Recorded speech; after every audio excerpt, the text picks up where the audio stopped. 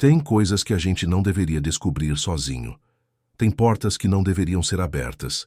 E tem casas. Tem casas que nunca deveriam ter sido construídas. O que eu vou te contar agora aconteceu comigo há 3 anos, e eu ainda acordo no meio da noite ouvindo aquilo. Se você está assistindo isso tarde da noite, sozinho no quarto, talvez seja melhor deixar uma luz acesa, porque depois que você souber o que eu descobri naquela casa, você vai começar a ouvir coisas também.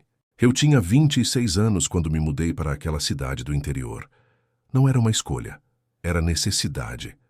Meu casamento tinha acabado, meu emprego tinha desmoronado junto com tudo que eu achava que era minha vida, e eu precisava de um recomeço longe de tudo e de todos. Vi o anúncio num site de classificados. Casa antiga para alugar, 3 quartos, quintal grande, valor absurdamente baixo, baixo demais. Mas eu estava desesperado e com pouco dinheiro, então nem questionei muito. A foto mostrava uma casa de madeira pintada de branco, com janelas altas e um alpendre coberto de trepadeiras. Parecia o tipo de lugar onde você poderia escrever um livro, começar do zero, encontrar paz. Eu deveria ter desconfiado da paz. Paz não vem fácil assim, não vem barata, e definitivamente não vem numa casa que ninguém mais quer morar. Cheguei numa tarde de março, quando o sol já estava caindo e deixando aquela luz alaranjada que faz tudo parecer nostálgico e melancólico ao mesmo tempo. O dono das chaves era um homem velho. Devia ter uns 70 anos, com mãos trêmulas e olhos que não conseguiam ficar parados. Ele me entregou as chaves sem dizer quase nada. Só murmurou algo sobre o lixo que deveria ser colocado na rua às quartas-feiras e que o disjuntor às vezes caía sozinho. Quando eu perguntei se havia algo mais que eu precisava saber sobre a casa, ele ficou em silêncio por tanto tempo que achei que não tinha me ouvido. Então ele disse com uma voz rouca que parecia vir de muito longe: "Não fique acordado depois da meia-noite, e se ouvir alguém chamando seu nome, não responda." Eu ri. Pensei que era só um velho excêntrico tentando me assustar, daqueles que gostam de pregar peça em forasteiro. Ele não riu de volta. Só me entregou as chaves, voltou para o carro dele e foi embora sem olhar para trás. A casa por dentro era exatamente o que eu esperava de um lugar antigo. Cheiro de madeira velha misturado com mofo, piso que rangia em cada passo, papel de parede descascando nas bordas. Mas era espaçosa. Tinha uma cozinha grande com janela para o quintal, uma sala com lareira de tijolos e uma escadaria de madeira que levava aos quartos no 2º andar. Escolhi o quarto da frente como meu. Tinha uma janela grande que dava para a rua e uma escrivaninha encostada na parede. Perfeito para escrever, para tentar reorganizar meus pensamentos. Passei o resto da tarde desempacotando as poucas coisas que trouxe comigo. Roupas, alguns livros, meu notebook, uma foto da minha mãe que tinha morrido 2 anos antes. Quando anoiteceu de verdade, percebi que não havia som nenhum na casa. Nenhum. Nem o vento, nem carros passando lá fora, nem grilos.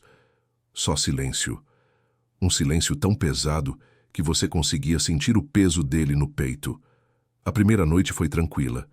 Cansado da viagem, dormi como uma pedra. Mas na 2ª noite, começou. Eu tinha acabado de deitar. Devia ser umas 11h30 quando ouvi. Um rangido. Não era o rangido normal de uma casa velha se acomodando. Era um rangido deliberado, como de alguém pisando devagar na madeira do corredor, tentando não fazer barulho, mas não conseguindo evitar completamente. Gelei na cama. Fiquei prestando atenção, coração batendo forte, esperando ouvir de novo. E ouvi.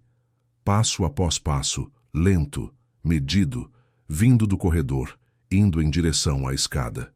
Peguei meu celular, usei a lanterna e abri a porta do quarto devagar. O corredor estava vazio. Desci as escadas, iluminei cada canto da sala, da cozinha. Nada. Ninguém. Todas as portas e janelas estavam trancadas por dentro. Voltei para o quarto me convencendo de que tinha sido impressão, que casas velhas fazem barulho mesmo, que eu estava cansado e ansioso. Mas no fundo, eu sabia. Eu sabia que tinha ouvido algo. Na 3ª noite, os passos voltaram. Mesma hora, 11h30, mesmos passos lentos pelo corredor. Dessa vez tive coragem de não só abrir a porta, mas de ficar no corredor esperando.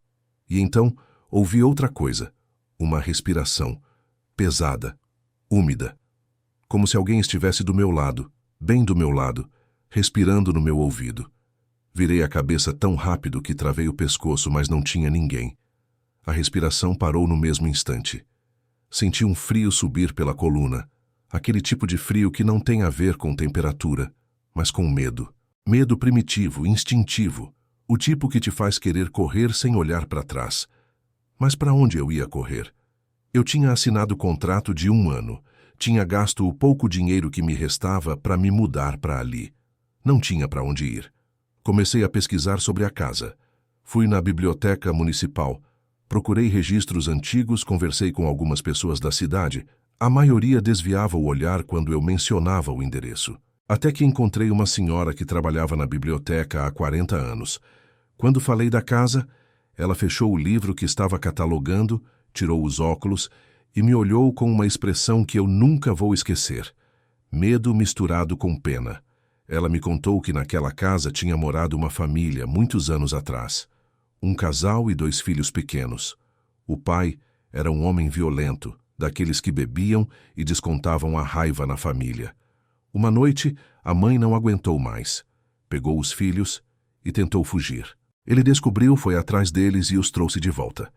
E então, segundo os registros policiais e os rumores da cidade, ele trancou todos os quartos, despejou gasolina pela casa inteira e ateou fogo.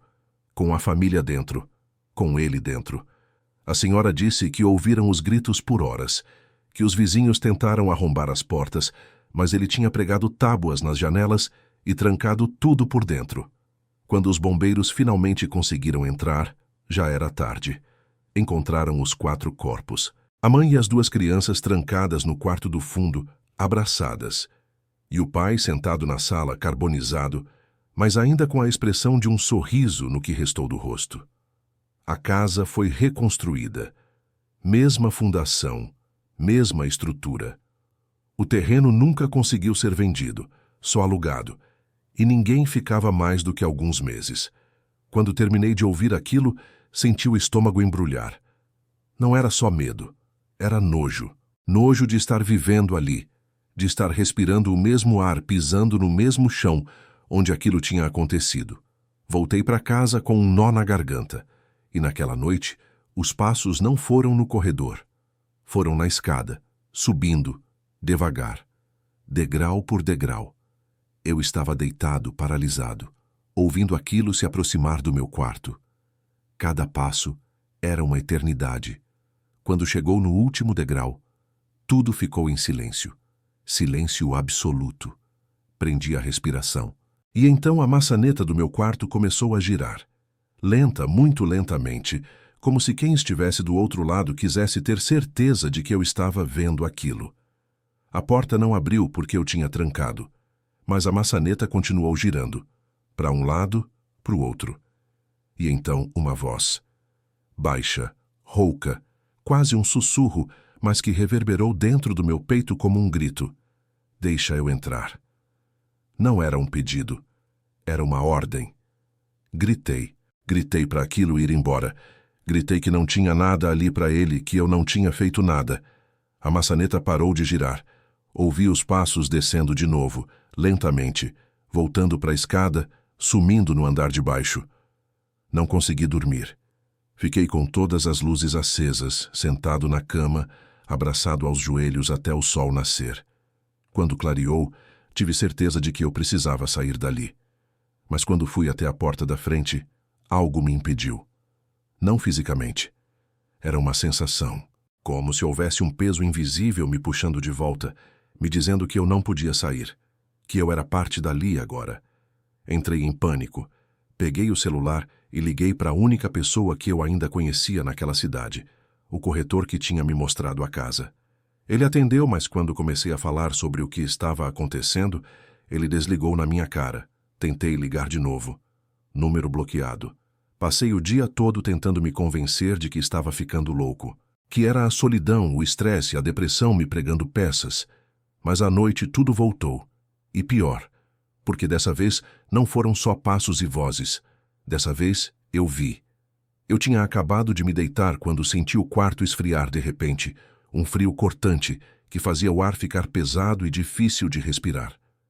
Abri os olhos e vi uma sombra parada no canto do quarto. Não era uma sombra normal, projetada por alguma luz. Era uma coisa densa, escura, como se absorvesse toda a luz ao redor. E tinha forma humana, alta, larga nos ombros, imóvel. Fiquei olhando para aquela coisa sem conseguir me mexer, sem conseguir gritar. Então, ela começou a se mover, não andando, deslizando, vindo na minha direção. Cheguei mais perto da parede, tentando me afastar, mas estava encurralado. Quando aquela coisa estava a poucos centímetros da minha cama, eu finalmente consegui soltar um grito. Um grito que veio lá do fundo, de um lugar de puro terror animal. E então, ela sumiu, instantaneamente, como se nunca tivesse estado ali. Mas o pior não foi ver aquilo. O pior foi o que aconteceu nos dias seguintes, porque eu comecei a ouvir meu nome, durante o dia. Eu estaria na cozinha, fazendo café, e ouviria alguém me chamar da sala. Iria até lá. Nada. Estaria no quarto, trabalhando no notebook, e ouviria meu nome sendo sussurrado bem atrás de mim. Viraria. Nada. E a casa começou a mudar. Pequenas coisas no começo. Objetos que eu deixava em um lugar apareciam em outro. A foto da minha mãe, que ficava na escrivaninha, amanheceu virada de cabeça para baixo em cima da geladeira. Portas que eu tinha certeza de ter fechado estavam abertas. Torneiras pingando sozinhas. Luzes acendendo e apagando. Tentei ir embora várias vezes. Arrumava minhas coisas, pegava a mochila e ia até a porta. Mas sempre que colocava a mão na maçaneta, algo me segurava.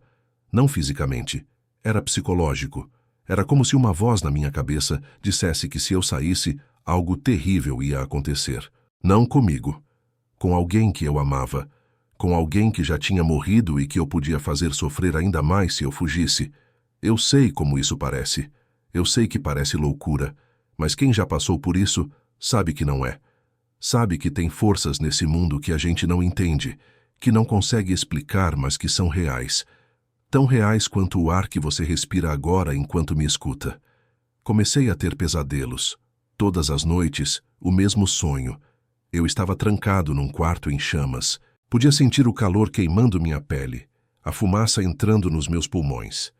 O desespero absoluto de saber que não havia saída. E do outro lado da porta, ouvia risos. Risos graves, satisfeitos. Quando acordava, tinha marcas. Não queimaduras, mas marcas vermelhas nos braços, como se alguém tivesse me agarrado com força. Tentei procurar ajuda. Fui numa igreja. O padre me ouviu, mas quando contei onde eu morava, ele balançou a cabeça e disse que não podia fazer nada. Disse que aquela casa estava além da bênção, além da oração, que o mal que havia ali era antigo e enraizado. Foi então que tomei uma decisão. Se eu não podia sair, se estava preso ali de alguma forma, então eu precisava entender. Precisava saber o que aquela casa queria de mim. Por que tinha me escolhido? Esperei até meia-noite. Sentei no meio da sala, desliguei todas as luzes e esperei. E chamei. Disse em voz alta: Eu sei que você está aqui. Eu sei o que aconteceu. Me mostra. Me conta o que você quer. O silêncio foi tão profundo que doía nos ouvidos. Então, lentamente, comecei a ouvir. Não passos dessa vez. Era um choro. Um choro baixo, abafado, vindo de algum lugar dentro das paredes. Choro de criança. Gelei. Porque eu sabia que não era ele. Era ela. Eram eles. As crianças. Levantei devagar e segui o som. Vinha do quarto dos fundos, aquele que eu nunca tinha entrado porque a porta estava sempre trancada e não achei a chave. Peguei uma chave de fenda e forcei a fechadura. A porta abriu com um rangido alto, revelando um quarto pequeno, vazio, com papel de parede florido e uma janela coberta com tábuas pregadas. O choro ficou mais alto. Vinha das paredes. Coloquei a mão na parede e senti vibração, como se algo estivesse se mexendo ali dentro. E então ouvi a voz. Não era a voz grossa e ameaçadora que tinha me ordenado a abrir a porta. Era uma voz fina, infantil, desesperada. Ele não deixa a gente sair. Ajuda. Por favor, ajuda. Meu corpo inteiro começou a tremer, não de medo, de raiva, porque naquele momento entendi tudo. Entendi que aquelas almas não estavam ali por escolha, estavam presas, presas por ele, pelo Pai, pela presença que eu tinha sentido, que tinha me ameaçado, que queria me manter ali também. Ele tinha transformado aquela casa numa prisão. E não só dele, de todos que ele tinha destruído. Comecei a arrancar o papel de parede com as mãos. Arranquei camada após camada, até que vi algo. Escritas. Centenas de escritas riscadas na parede, com o que parecia ser carvão. Palavras repetidas. Socorro. Não deixa. Dói. Fogo. Mamãe. E desenhos. Desenhos de crianças. Uma figura grande e escura. Mãos erguidas. Figuras pequenas caídas no chão. Lágrimas escorreram pelo meu rosto sem eu perceber. Como é possível tanta crueldade? Como é possível aprisionar não só os corpos, mas as almas daqueles que você deveria proteger? Encostei a testa na parede e sussurrei. Eu vou tirar vocês daqui. Eu prometo. E naquele exato momento senti. Uma mão gelada agarrou meu tornozelo. Olhei para baixo e vi dedos saindo do chão. Dedos longos, queimados, me puxando. Gritei e chutei, conseguindo me soltar, e corri para fora do quarto, batendo a porta atrás de mim. Passei a noite inteira pesquisando. Rituais, orações, formas de libertar espíritos presos. Encontrei tudo e nada ao mesmo tempo. Até que li algo que fazia sentido. Para libertar uma alma presa, você precisa destruir aquilo que aprende. Aquela casa não era só uma construção. Era um símbolo, um monumento ao sofrimento. Precisava ser desfeita, apagada. Eu sabia o que precisava fazer. Esperei amanhecer. Enchi galões com gasolina no posto, comprei fósforos, voltei para casa e me preparei. Não ia ser como ele fez, não ia ser uma prisão de fogo, ia ser uma libertação. Esperei o sol se pôr, abri todas as portas e janelas, espalhei a gasolina por cada cômodo, cada canto, cada lembrança daquele lugar amaldiçoado. Quando terminei, fui até o quarto dos fundos uma última vez. Encostei na parede onde estavam os desenhos e sussurrei. Vocês vão ser livres agora. Ele não vai mais ter poder sobre vocês. Senti algo, um toque suave na minha mão, quente, reconfortante. E então ouvi claro como se estivesse ao meu lado. Obrigada. Saí da casa.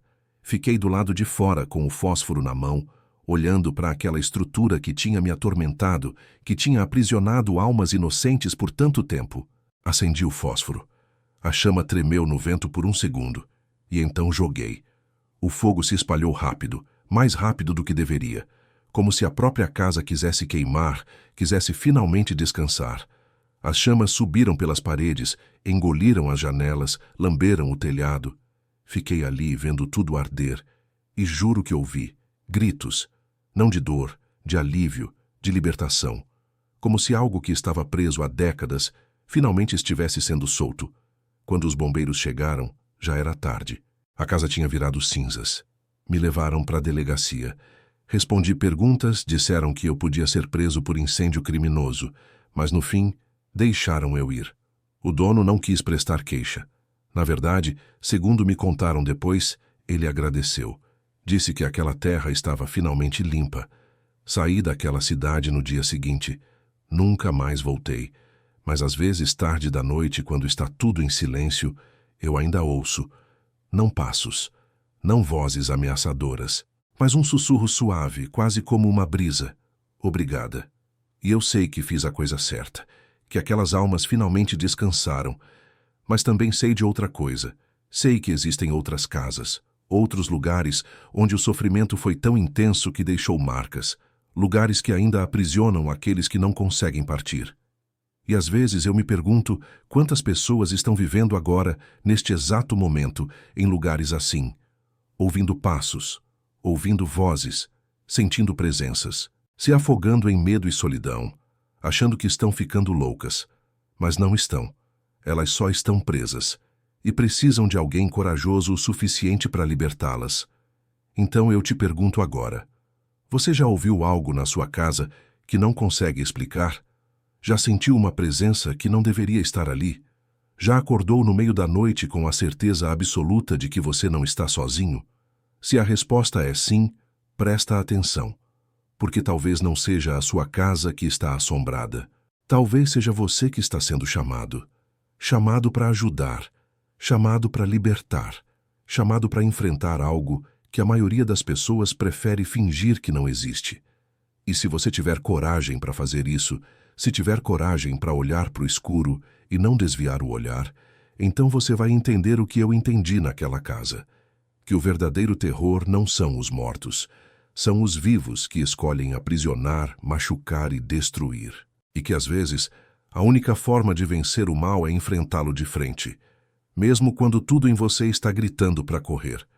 Se essa história te tocou de alguma forma, se você sentiu um arrepio, se olhou para o canto escuro do seu quarto enquanto me ouvia, então deixa um comentário. Conta para mim, você acredita que isso realmente aconteceu? Você já viveu algo parecido?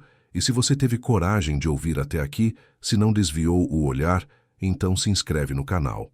Mas só se você tiver coragem de ouvir mais histórias como essa. Histórias que a gente não deveria contar, mas que precisam ser contadas, porque tem coisas no escuro que não vão embora só porque a gente fecha os olhos. Elas ficam ali, esperando alguém corajoso o suficiente para olhar de volta.